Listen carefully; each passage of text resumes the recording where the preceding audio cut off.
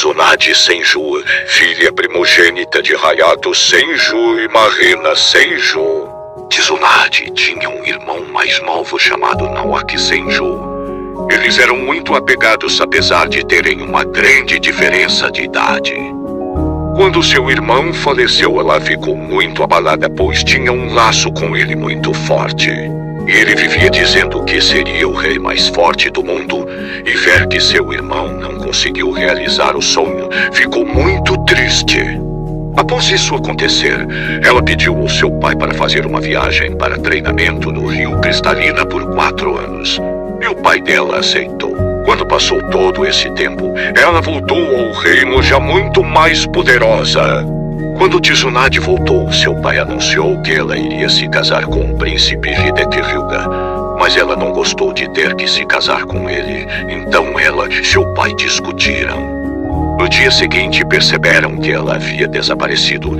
Então começaram a busca por ela. Primeiro procuraram ela no Rio Cristalina, depois no vilarejo, mas sem sucesso.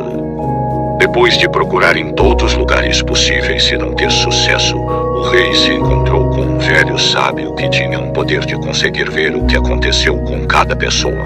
E ele conseguiu ver o que aconteceu com Tizunade. Depois de ver o que aconteceu, os 5 reis e os sábios selaram a floresta de Quelin, que costumava ser um lugar bonito e alegre, e que agora é um lugar que caiu em trevas e se tornou sombrio e proibido. Após selarem a floresta de Quelin, saíram 3 livros de lá com todas as informações do que havia acontecido com Tizunade. E esses 3 livros ficaram nos 3 reinos mais poderosos, Uzumaki, Uchiha e Senju. A rainha morreu de uma doença incurável e o rei já estava velho. Então, como ele não tinha mais sucessores, a família Senju parou de existir. Então, quando Hayato Senju faleceu, o sábio e os 4 reis selaram o castelo Senju.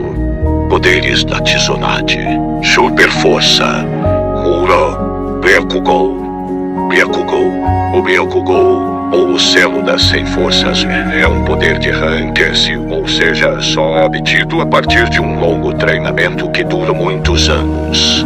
Só quem teve este poder foi Mito Uzumaki e a própria Tizunade Senju.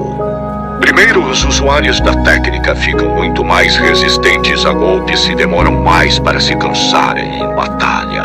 2. A técnica permite que seu usuário use a marca da testa depois de ter sofrido muitos danos letais. Para utilizar é preciso liberar o selo que se espalha em linhas e formas por todo o corpo, curando todo e qualquer ferimento. 3. É possível ter a força ampliada em milhares de vezes apenas transportando uma parte do poder para o punho.